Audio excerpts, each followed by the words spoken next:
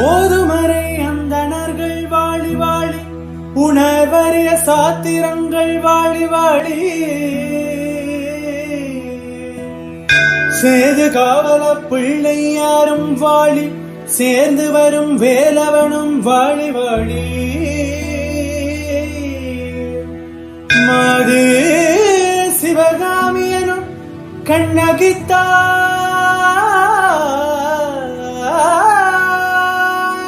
மகிழ்ந்த தினம் அருள் பொலிய வாழி வாழி,